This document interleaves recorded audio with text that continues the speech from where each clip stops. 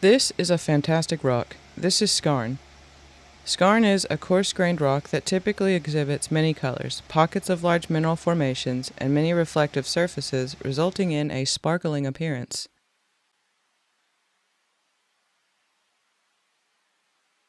Let's take a closer look.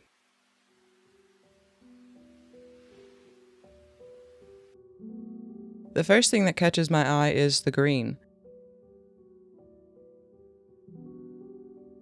This book says the green in Skarn is actinolite or diopside, but it also says that Skarn contains many minerals, so I think this might be epidote and actinolite.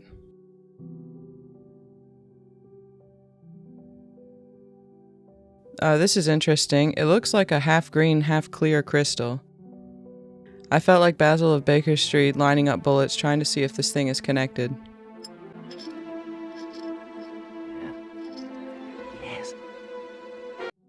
Now let's look at these quartz crystals.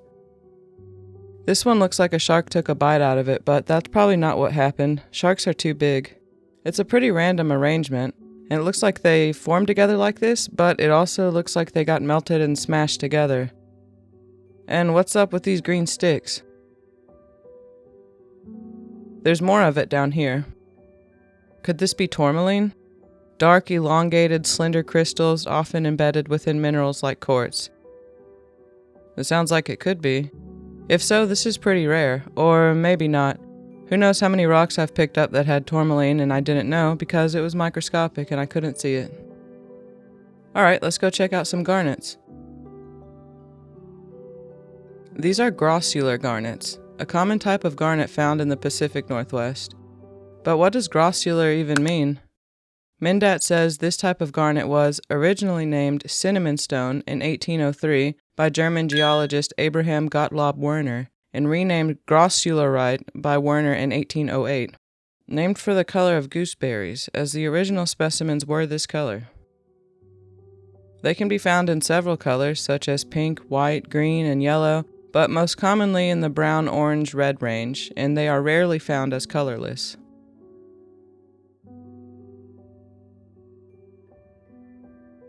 But as we keep making our way around the front of this rock, I'm seeing more epidote.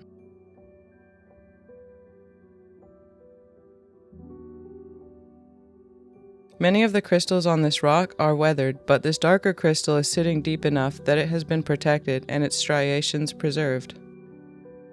Its epidote neighbor was not as lucky.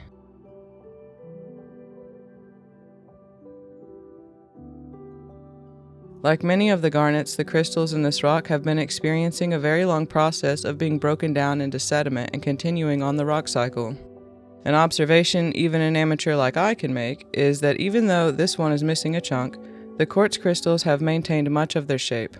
Considering that they sit further out than almost every other crystal on this rock, this is a great example of quartz's strength, and this is exactly why quartz is so abundant in rocks or as individual pieces.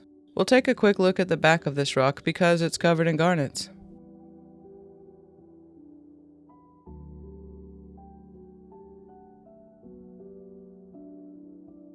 Looking a little closer, it looks like there is some plant life, maybe a moss. I don't know that much about plants, but it's still pretty cool.